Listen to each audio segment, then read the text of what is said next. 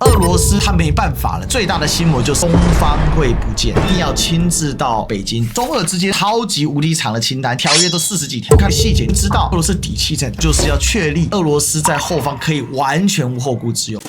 Ladies and gentlemen, welcome the host.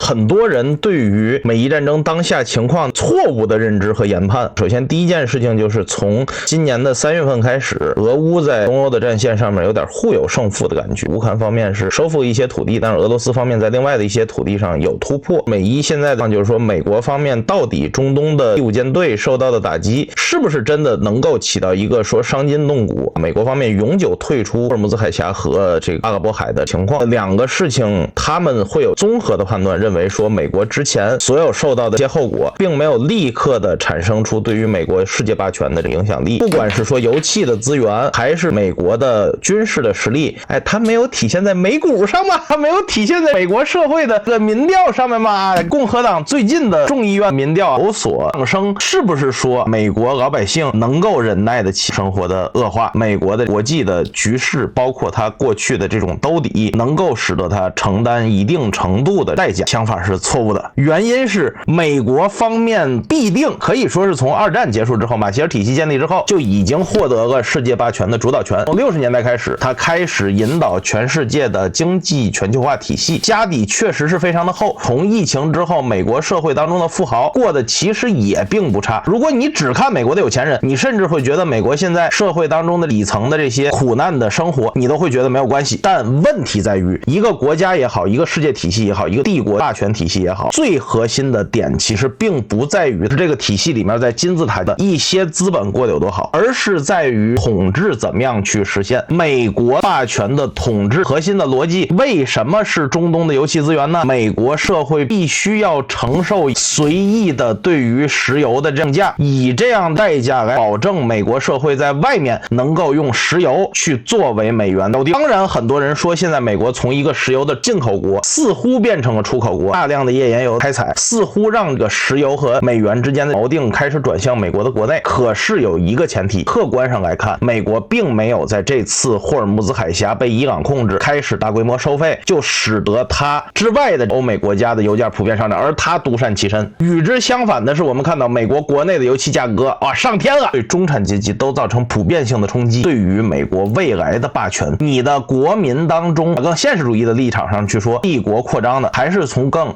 国际关系当中理想主义的去说去建立社会共识社会体系的这些人，他对于自己这个国家的目的产生了根本性的动摇。这是现在石油带来的通货膨胀，以及我们再加上俄乌当年2022年那一波美国国内的通货膨胀共同带来的一个东西。这个东西很危险，基本上就相当于是当年80年代苏联是一样的情况。我可以让克格勃在整个东欧横行，我可以让我的特工潜伏到美国，可以源源不断的把美国的先进的科技送回到莫斯科，但我自己的家人在莫斯科需要排大队买面包。时间长了，很多人就会有一种思考，我做这些事情到底是为了什么？这个是美国社会现在最大的冲击，它不是说一下体现在美股当中。那美股这个东西，富裕阶层在美国的新冠疫情结束之后，他们的所有资产到处转移，甚至可以说这波美股上涨很大程度上跟迪拜、跟中东一系列的投资市场的萎缩、游资重新回到美国都是有关系的。你说他们涨，美国的老百姓加不起油在排队，这不会带来美国社会的稳定，相反反而会带来美国社会更大的矛盾和冲突。目前美国社会现在最大问题就是割裂是非常深远跟影响巨大的，包含像民主党的分裂，我都认为说跟割裂有巨大的关系。可是反映在美国现实的政治结构上也出现了非常吊诡的长相。川普主要支持者广大的红脖子 MAGA 社会结构其实已经反映在美国的选举的结果当中。可是这种断裂，它短期内可以不断的透过叙事的方式来弭平这些人内心的差异，不断的制造神话，而长期它一定要有东西支撑。所以这也是川普第一任期跟第二任期，我觉得他有一些不一样的地方。第二任期的川普显然更加务实，但也更加疯狂。但我觉得这个疯狂是相对于美国的建制派来说，因为他正在进行一种对建制派既有叙事的一种颠覆，对整个美国社会来讲，它是极具冲击的。可是必须得让美国所有的关注度和所有的外交、军事这些东西，透过一种手段把它转回到国内的内政上面，他才能完成这个叙事。不仅要到北京来，他也希望北京的领导人，他希望总书记夫妇能够到华府去。如果从军事角度上来看，目前美国方面到底在中东面对的是一个什么样的局势？美国国内军事进展两者之间是有脱节的。美国和伊朗冲击，双方已经进入到消耗战当中，其中核心的几点，第一点，现在地面高强度的前线，也就是黎巴嫩南部真主党管理区域，过去认为有可能会随着以色列的持续的进攻，真主党方面可能会在治理的土地上面出现人道主义的危机。因为以色列事实上不管是80年代90年代，当时真主党还没有真正的建立和武装化的那个时期的南黎战争，到后面的2006年的黎巴嫩战争，再到后面2021年2022年2024年这3次黎以边境的冲突，以色列方面是没有办法击败依托于山丘陵地带通过地道快速运动进行某些游击战和轻步兵机动作战的真主党的部队，他很难去解决这些人。即使是在2024年通过情报再加上钻地弹的超饱和的袭击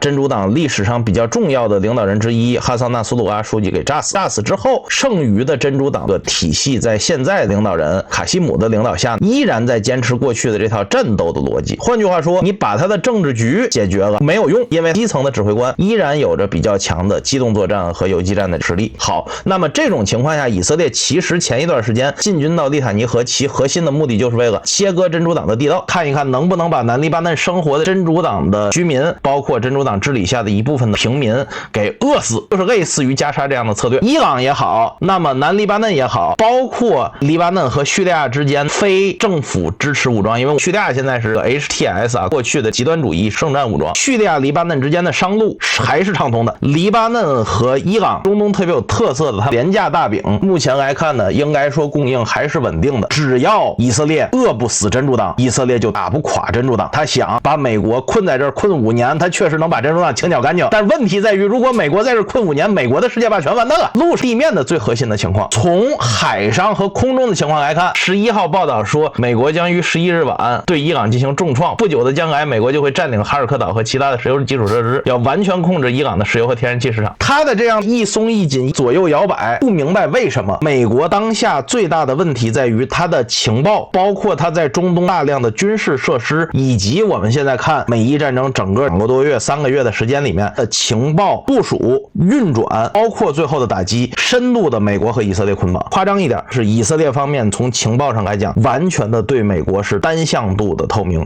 美国方面不知道以色列人要筹划什么，但以色列人知道美国人要怎么部署。这样的一种情况下，这个事儿就恐怖了。包括美国现在国内正在加深对于以色列情报渗透这件事情的一个反制和反渗透，就说明以色列确实是在最近这几年的战争当中，对美国高层、美国决策层的控制又上了一层楼。美国哪怕不会被以色列影响到国内的决策，他要想退，以色列就主动打，我就不得不被迫的跟着以色列接着打，否则的话就会有大量国内的情报、军事的，甚至包括高层决策的出现胳膊肘往外拐以色列的这样的一种方式。或者我们用一种最形象的类比，以色列把美国的决策层就是脑控了，这不是阴谋论，是实实在在发生的现实。大家好，这里是历史哥离休。历史哥7周年台庆见面会在7月4号礼拜六下午5点45入场，晚上8点半开始。这次我们的阵容非常的强悍，有赖任、詹伟元、黄世修、徐巧芯、侯汉廷跟黄阳明1年1度就等你来相见。我们这一次特别要送给前100位报名的同学7周年限定版饮料纪念背带，只要刷我们的官方 LINE@ 也可以加入我们的微信。如果相关资讯你找不到，也可以到历史哥的脸书或各大社群找到报名方案。7周年台庆见面会就等你来了。那现在就会有一个问题，有这个报说特朗普和内塔尼亚胡两者通电话，让特朗普把电话摔了，骂内塔尼亚胡说你现在在美国根本不受欢迎，只有我在尽心竭力的给你说话，没有我你现在早就进监狱了，你是贪污犯了。但这样的话很明显放了这样的狠话，假设它是真实的，但并没有影响到以色列单方面的行动，就说明美国现在在双方的利益盟友关系当中已经完完全全的受制于以色列了。这样的一种情况下，就是最大的问题，伊朗当下军事、经济、农业、民生、物流、供应链，包括它的高精尖的 FPV 和导弹，确实没有出现任何伤筋动骨的情况。从地面停火、空中停火开始，伊朗花了差不多半个月的时间，迅速的补全了自己的导弹库。现在美国方面的评估，伊朗方面大概恢复到战前的95%的这么一个水平。特朗普方面再想打，相当于要从头面对更加准备好的伊朗。说在这其实特朗普有一个逻辑，如果他现在想结束这场战争，想挽救他自自己的支持率，但是他没有办法挽救，那么他有一个退而求其次的方法，手搓 K 线赚钱的同时，他在试图制作一件事情。不得不给大家引入到中期选举，目前美国到底是一个什么样的情况？美国选举专业的媒体这个 Election Post 有做调查，当下按照库克政治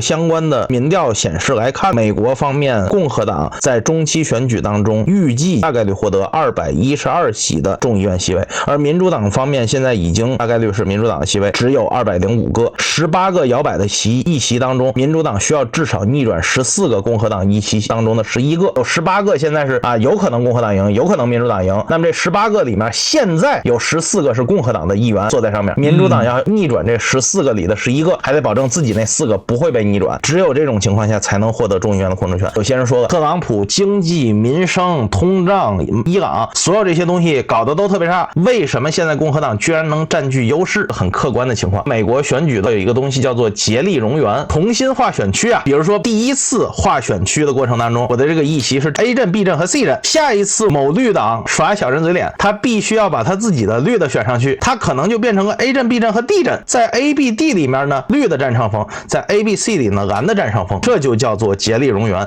通过重新的划分选区。而且美国方面去划这个选区的过程当中，因为他要进行相关的计算，美国的选举毕竟是世界上票选民主制选举当中最复杂最混沌的一个，他很多时候会画出很多曲里拐弯非常逆天的一些图形。共和党是在大范围的重划选区，就目前来看，德克萨斯、佛罗里达、阿肯色、路易斯安那、亚拉巴马、佐治亚等等这些地方都想多划共和党的选区，多半都成功了。而民主党方面，弗吉尼亚被阻击，马里兰被阻击，只有加利福尼亚和这个共和党控制，但整体上来讲划分比较公平的犹他这2个地方是民主党获得，等于现在在还没有选举的情况下，共和党占据优势的席位多了8个，所以民主党需要在全国范围内选的比2024年的成绩还要再好7%，全国范围内50.1%或者50.2%，要比选举的范围还要再增加5%，也就是说他从赢50%到赢55%，选举里面要想赢55%对45%挺难的，就是说民主党方面的建制派民主党的普通的年轻人对于他们来讲非常讨厌，这帮人尸位素餐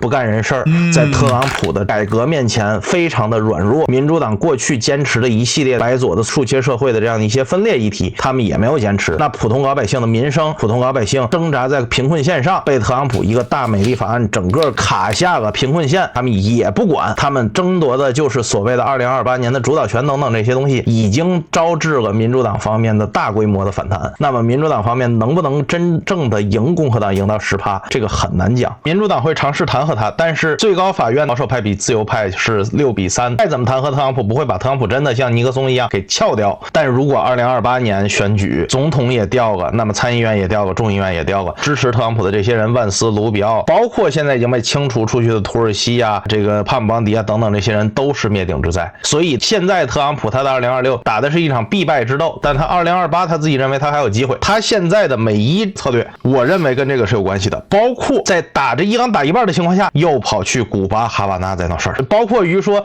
他现在在找菲德尔卡斯特罗的一些外孙子或者是过去古巴革命时期的一些革命领袖家庭中远房的亲戚和后代，甚至于包括菲德尔卡斯特罗自己的孙子，找这些人出来露面，说明自己对于古巴的渗透其实做的并没有那么的到位，但是他要靠体量，他想要把古巴政权整个换掉，起码他能找到一个出口。我在伊朗方面没打好，最主要的原因在于内塔尼亚胡背刺美国，但是你看我共和党的政府，你看我美国主动的去做这些事情，我还是可以做成的嘛。回归西半球，委内瑞拉、古巴，我还是可以管得住的。很有可能特朗普是有这个想法的，我觉得这个是非常值得大家关注一下。但这个想法其实在我看来，它也有一个悖论。因为当川普花了这么大力气跟这么大代价来到北京跟中国大陆领导人会谈之后，他最主要是要把这些成果带回去。整个北京会谈里面最显著的3个成果就是3个 B 嘛 ，B and Beef， 对，大豆、牛肉，这不就是红州吗？他就是要这个，因为其中选举里面众议员是全部改选，那众议员就看的是这些人数，那你必须要在这一些红州里面你维持住稳定的一个投票的因素，否则的话，你要是被狙击掉了几个，现在当然是靠的是民主党非常的分裂，而且民主党现在路线出现了巨大的撕裂状况，现在搞不定自己的理论了。这个美国最好的时候已经过了嘛，穷的实在是太穷了，谁管你，根本没有办法对我的生活实际改变的时候，他就唾弃他了。所以为什么进步派跟传统民主党建制派也是撕裂，也是非常的厉害，反对川普的力量是非常巨大的。一度最惨的时候是60%的反对川普跟35%支持川普，也就是他的支持率是25%负的。那现在问题就在于说输的太多了，可是有权力者会有一种幻想，我是无所不能的。第一个个这个战争的部分，现阶段整个中东战争的失控，其实源自于美国其实它的全球霸权的一定程度的衰退，因为美国在90年代达到霸权的高峰之后，逐步的把交给了摩萨德还有以色列的情报机构去处理，使至于他几乎没有办法掌控这个部分，而且更甚者，以色列还逆向渗透了整个美国的白宫，或者说美国的精英阶层，做了很多大量的不管是人脉呀、钱脉，甚至做一定程度的窃听啊这样的行为，他没有办法真正去主导情报情势，所以当时第一时间对伊朗开战，为什么保守派内引起如此巨大的撕裂？保守派里面有很大一部分认为伊朗你是没有办法从状况上把它彻底击败的，那只会让因为马卡派里面它很大的程度要收缩，它更专注于美国自身嘛。美国人之所以过得那么辛苦，美国之所以失落了，是因为美国花了太多时间、太多力气在全世界上不应该属于美国人的承诺跟行为嘛。他们要收缩，结果川普在听了纳坦雅胡的情报之后，他就打了整个开战的最原始。其实现在依然承受个后果，而这个失控也就导致了这个后面一连串。那还有一个状况是整个地缘的问题，虽然以色列跟伊朗离得非常远，虽然美国可以透过控制加油机，我不支援你，让你以色列空军对伊朗本土进行的攻击是非常有限的，但是你架不住旁边有个黎巴嫩啊，也许以色列没办法彻底消灭真主，现在真主不断在提升他的无人机的攻击，伊朗也源源不绝提供给真主很多的无人机，可是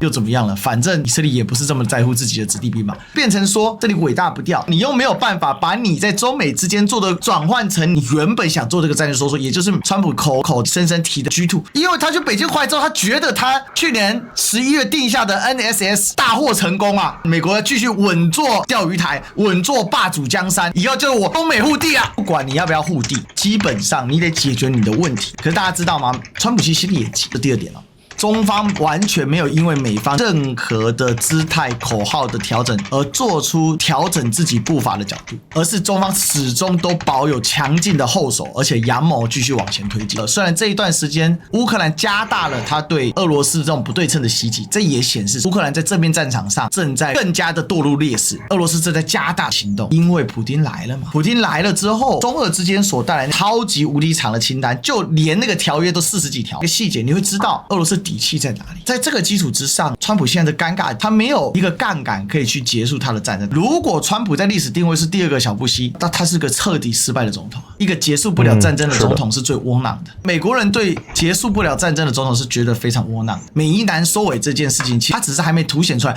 也许在26这场期中选举里面，他不会这么凸显，可是他的长期伤害是巨大的，因为代表说你整个马卡路线的失败，你刚结束掉了伊拉克，你刚结束掉了阿富汗，结果你又堕入了伊朗。美国人也没有那么傻。从另外一方面来说，美国人虽然喜欢阴谋论，但是他们的资讯的流动确实是快速的嘛。大家好，这也是历史哥李修，历史哥7周年台庆见面会在7月4号礼拜六下午5点45入场，晚上8点半开始。这次我们的阵容非常的强悍，有赖任、詹委员、黄世修、徐巧芯、侯汉廷跟黄阳明啊，一年一度就等你来相见。我们这一次特别要送给前100位报名的同学7周年限定版饮料纪念背带，只要刷我们的官方 LINE@ 也可以加入我们的微信。如果相关资讯你找不到，也可以到历史哥的脸书或各大社群找到报名方案。7周年台庆见面会就等你来了。为什么俄罗斯和乌克兰在当下还可以很长时间的去持续消耗战？有2个原因。俄罗斯方面，2022年中期，乌克兰在进行赫尔松大反攻和哈尔科夫大反攻的过程当中，是被乌克兰穿插了。过程当中，其实产生出来的问题就是，俄罗斯方面对于高层进行了一波调试，绍伊古逐渐的开始进行务虚的工作。现在整个的军事的指挥权、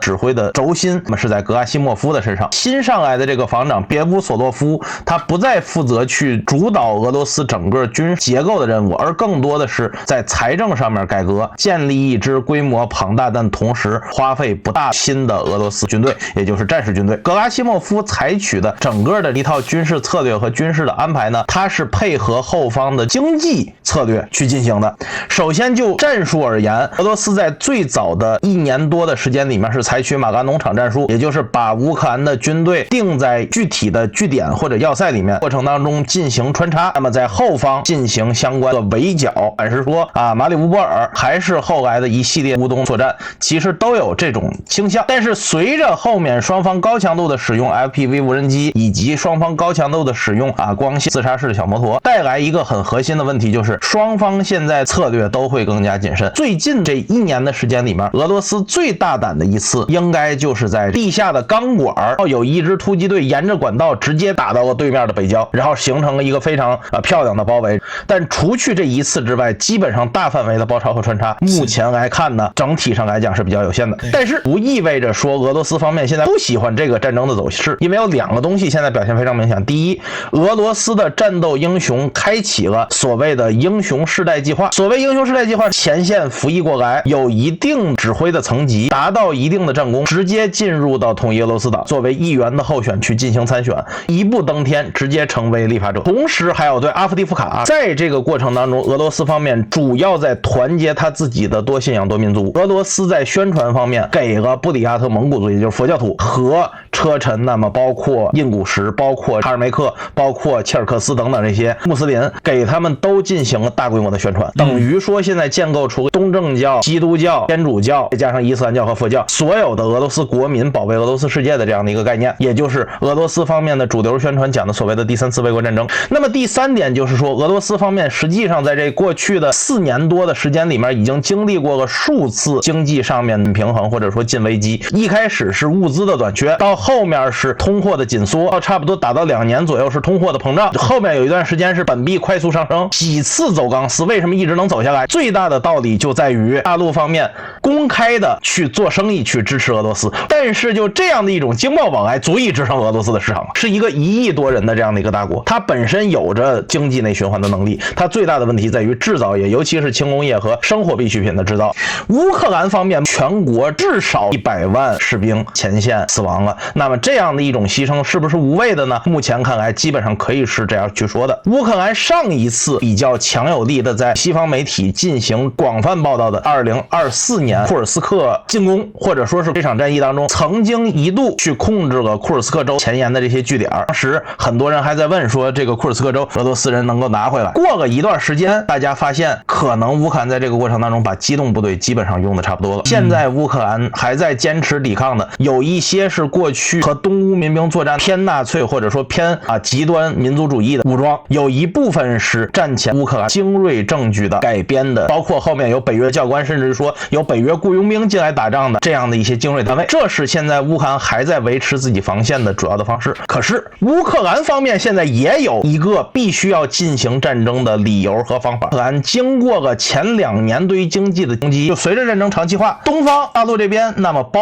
括欧洲经贸对乌克兰的后方大城市，比如说基辅，比如说利沃夫的消费水平实际上是有一波承托的。承托当中，年轻的乌克兰女孩可能她去做性工作，年轻的男性很多上了战场，但是一部分中年男性和富豪他们享受到了这个经济红利。乌克兰现在国内的经济整体上来讲，经济的流动性并没有差到山穷水尽的地步，那么他就能够花钱让征兵处的人继续抓壮丁，继续征兵。而把这些军队派到前线之后，乌克兰有一点是非常厉害的，就是苏联时期留下来的动员力和大规模的铁路包括军事设施留下了抵抗能力。为什么乌克兰方面明知道在乌东继续跟俄罗斯耗，最后一定是自己耗干，但他继续在乌东耗，希望俄罗斯国内发生变化呢？原因就在于一旦乌东要塞群丢掉，他在乌西没有铁路线，没有要塞群，他无法执行总动员了，现在的这样的一种征兵态势也无法持续下去。但乌克兰方面现在还有一点所谓的优势在于前线的这些死硬派的指挥官，包括和北约去对接的长期的，从2014年开始就跟乌东的武装在前线作战，这些人是经验非常丰富的老兵，他们就其乌克兰民族主义的角度上来讲，你站在他的视角上看也算是某种百战英雄。这就带来了乌克兰方面还有一些所谓，我自己讲有一个理论叫凝结核理论，就像那冰结晶或者说像那个盐结晶一样，你有这么一个中心，那么围绕着这种中心就能建立起一股比较有战斗力的队伍。但我们长期来看，俄乌战争到底谁会获胜？俄罗斯确实掌握着战争主动权。为什么乌克兰这2个月在多地进行短促突击的反攻能够取得效果，则是因为乌克兰方面真正的终于开始适应了战争的逻辑。但问题在于死亡人数，这是个很客观的东西。如果乌克兰利用自己的动员能力，利用自己的这样的一种组织能力，跟俄罗斯耗到最后，恐怕我们真的要看到人道惨剧。欧洲在这个过程当中大量的援乌，那么包括整体上来讲去进行一系列的这些军事的、经济的，以及对于国内去增加税率，再赶上疫情期间大量的欧洲的这些产能转移到大陆这样的一个过程当中咱们两岸同时享受到这个红利，利，但问题在于欧洲老爷们就开始自己喝不上汤了。这样的一个过程当中，如果真的大量的这些投入最后被俄罗斯相当于用军事的手段销毁的话，就意味着欧洲很有可能会从现在这种高速通货膨胀进入通货紧缩。这种变化很有可能会使得，如果乌克兰最后被俄罗斯统一，那么接下来就是一系列的多米诺骨牌。只不过俄罗斯方面也有一个隐忧，战争拖得太长了，他现在适应这种状态，但是他的新的战斗英雄，那么包括在战争当中崛起这些经济官员，相对来讲比较年轻，而中生代的，尤其是处理经济问题的很多民营的企业家、寡头以及政府官员，他们内心深处是不希望这场战争继续下去的，因为经济的问题毕竟是一个客观的问题。那么在这种情况下，怎么压住温和派，怎么压住妥协派，这个是普京需要去考虑的问题。如果类似美伊战争这种双方要是都派个地面部队，然后双方的动员力、组织力都还比较强的情况下，打成这样，其实对双方来讲会麻木、会适应、会进入到一种相互好血的状态。俄乌战争虽然俄罗斯总体上占优，但他就是没有办法一击必胜。而普丁的态度也很明确了嘛，他开始划线，他现在的目标就是要把顿涅茨克剩下的15%的土地，剩下2座大的要塞，要把它彻底的拿下来啊，尤其是卡拉马托尔斯克嘛，也就是这个顿涅茨克州。可是问题是，这个战争其实已经跟所谓的行政上的划界根本脱节了。你把它拿下来了，问题乌克兰不停，那你也没有用啊。现在最大的问题是找不到一个停在的平衡点，因为双方都还在加码，双方都还在消耗。当大家把战争当成一个常态的时候，那就是一直耗下去。为什么普丁在中俄睦邻友好条约的时候25周年一定要亲自到北京，一定跟总书记亲自见上，两边做了国事访问，很大的程度就是要确立俄罗斯在后方可以完全无后顾之忧。事实上，这个无后顾之忧甚至是一种让步了，实质上让步，也就是俄罗斯最大的心魔，他没办法了。俄罗斯在除了生存之外，最大的心魔就是东方会不见。你看俄罗斯现在如何处理远东问题，完全放开。大家好，这里是历史哥李修，历史哥7周年台庆见面会在7月4号礼拜六下午5点45入场，晚上8点半开始。这次我们的阵容非常的强悍，有赖任、詹委员、黄世修、徐巧芯、侯汉廷跟黄阳明啊，1年1度就等你来相见。我们这一次特别要送给前100位报名的同学7周年限定版饮料纪念背带，只要刷我们的官方 LINE@ 也可以加入我们的微信。如果相关资讯你找不到，可以开到历史哥的脸书或各大社群找到报名方案。7周年台庆见面会就等你来了。战争所形成的一个壁垒，会有一个高强度的过程，也就是政治上的博弈。但是政治上的博弈最终它还是要落定到常态化，就算麻了也得常态化。所以伊朗战争它现在时间太短，它找不到常态化，所以伊朗战争有升温跟更加暴走的风险，这一点是毋庸置疑。但是俄乌战争的状况显然不一样，因为俄乌战争本来我认为欧洲、俄罗斯都在看不到伊朗有个镜头的时候，欧洲跟俄罗斯都找了自己新的姿态，欧洲决心耗下去，俄罗斯也决心耗下去，所以俄罗斯来到了东方，来到了北京，得到了非常正向的回应。因为其实中国也看到了一个点嘛，我要大幅的推进，不管是中欧班列或者是一带一路，继续的加大对于各方面的一些互惠往来。战争归战争，但是大家往来归往来，长久之后你们麻了，对我两岸也形成。那我所谓在美国的全球化秩序衰退之后，以中国为整个全球贸易核心，我称之为新天朝观，新的样态、新的秩序样态，它也形成了。现在很显著的，整个全球的秩序某种方向再倒过去了。而且呢，美国的其中选现在当然是看不出来，因为这些政治精英啊，它反映社会民生、商业思潮，往往是在最末端。即便美国是一个商业化的国家，但是美国的商业化国家，它的底层逻辑是东印度公司，超大型东印度公司，里面的政治成分比较重。但反而是他们一直认为很政治的中国，最快的去反映的世界贸易民生的实际需求面，因为没办法，中国人就主打一个务实。现在欧洲面临一个巨大的问题，就是没有一个领导核心，却有一个狂乱的意志。我要挺乌克兰，我不能输，但他不知道什么叫做乌克兰没了，欧洲会完蛋。难道以前有乌克兰吗？讲直白一点，乌克兰是苏联民族政策下人造出来的国家嘛？乌克兰民族跟俄罗斯民族的差异小到可以不计。在下一阶的全球大秩序里面，美国能扮演的角色正在显著的下滑，欧洲也显著下滑。世界的多极化不会再拘泥于美国、欧洲所扮演的角色，甚至日本如果继续坚持走现在这样的路线下去，可能也没他的角色。这个世界的多极化必然是以中华民族伟大复兴作为核心根本，积淀这样的一个秩序。这个秩序不是刻意去创造的，而是长久的稳定跟繁荣，让大家心生向往，而且它是很务实，它是能够带动的。我们叫新天朝观呢，不是真正意义上去做老大，但是实质上大家会推举你